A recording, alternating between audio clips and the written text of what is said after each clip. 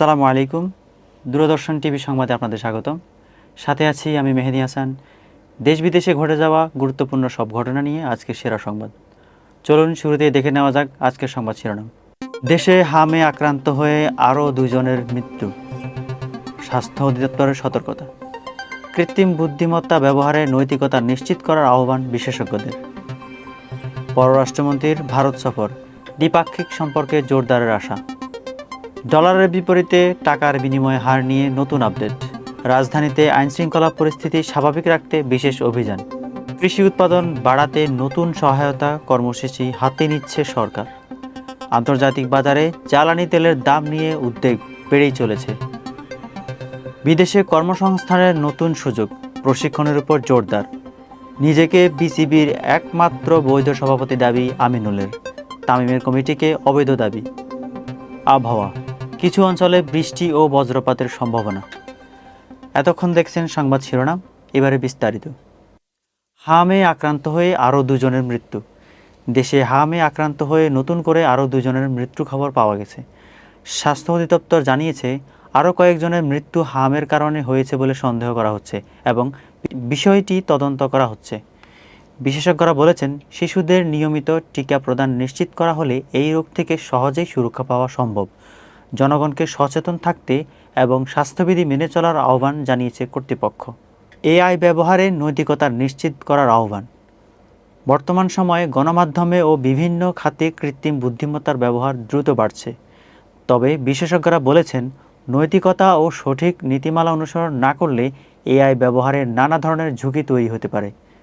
তাই এখন থেকেই এআই ব্যবহারে সুনির্দিষ্ট নীতি ও নৈতিকতার বিষয়গুলো নিশ্চিত করার উপর গুরুত্ব দেওয়া হচ্ছে। পররাষ্ট্রমন্ত্রীর ভারত সফর। বাংলাদেশ পররাষ্ট্রমন্ত্রীর আগামী 7 এপ্রিল ভারত সফরে যাচ্ছেন। বর্তমান সরকার গঠনের পর এটি তার প্রথম দ্বিপাক্ষিক সফর হিসেবে বিবেচিত হচ্ছে। বিশেষজ্ঞরা মনে করছেন, এই সফরের মাধ্যমে 2 দেশের বাণিজ্য, যোগাযোগ ও কূটনৈতিক সম্পর্ক আরও জোরদার হবে। ডলারের বিপরীতে টাকার বিনিময় হার আপডেট। বাংলাদেশি মুদ্রার বিনিময় হার নিয়ে নতুন তথ্য প্রকাশ করা হয়েছে।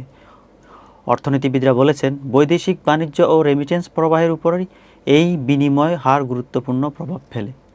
বর্তমানে অর্থনৈতিক স্থিতিশীলতা বজায় রাখতে সরকার ও বাংলাদেশ ব্যাংক বিভিন্ন পদক্ষেপ গ্রহণ করছে। রাজধানীতে আইনশৃঙ্খলা পরিস্থিতি স্বাভাবিক রাখতে অভিযান। রাজধানীসহ দেশের বিভিন্ন এলাকায় আইনশৃঙ্খলা পরিস্থিতি স্বাভাবিক রাখতে বিশেষ অভিযান পরিচালনা করেছে আইনশৃঙ্খলা বাহিনী। এই অভিযানে সন্দেহভাজন ব্যক্তিদের জিজ্ঞাসাবাদ করা হয়েছে এবং অপরাধ দমনে নজরদারি বাড়ানো হয়েছে। কর্তৃপক্ষ জানিয়েছে, নাগরিকদের নিরাপত্তা নিশ্চিত করতে এই ধরনের অভিযান নিয়মিত চলবে। কৃষি উৎপাদন বাড়াতে নতুন কর্মসূচি। দেশে কৃষি উৎপাদন বাড়াতে সরকার নতুন সহায়তা কর্মসূচি গ্রহণের পরিকল্পনা করেছে।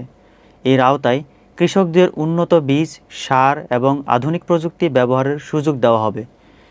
কৃষি বিশেষজ্ঞরা মনে করেছেন, এই উদ্যোগ বাস্তবায়িত হলে খাদ্য উৎপাদন বৃদ্ধি পাবে এবং কৃষকদের আয়ও বাড়বে। আন্তর্জাতিক বাজারে জ্বালানি তেলের দাম নিয়ে উদ্বেগ। বিশ্ববাজারে জ্বালানি তেলের দাম ওঠানামা অব্যাহত রয়েছে। বিশেষ করে বিভিন্ন দেশের রাজনৈতিক ও অর্থনৈতিক পরিস্থিতির কারণে এই অস্থিরতা দেখা যাচ্ছে। বিশেষজ্ঞরা বলেছেন, এই পরিস্থিতি দীর্ঘস্থায়ী হলে আমদানি নির্ভর দেশগুলো অর্থনীতিতে চাপ সৃষ্টি হতে পারে। বিদেশে কর্মসংস্থানের নতুন সুযোগ সৃষ্টি হচ্ছে, জানিয়েছেন সংশ্লিষ্ট কর্তৃপক্ষ। বিশেষ করে নির্মাণ, স্বাস্থ্যসেবা ও প্রযুক্তি খাতে দক্ষ জনশক্তির চাহিদা বাড়ছে। প্রবাসে যেতে আগ্রহী প্রয়োজনীয় প্রশিক্ষণ গ্রহণের পরামর্শ দিয়েছে সরকার, যাতে তারা বিদেশে গিয়ে ভালো কর্মসংস্থান পেতে পারে। আজ মাঠে নামছে বাংলাদেশ নারী ফুটবল দল। আজ অনুষ্ঠিত হতে যাচ্ছে অনূর্ধ্ব-20 নারী এশিয়ান কাপের গুরুত্বপূর্ণ ম্যাচ।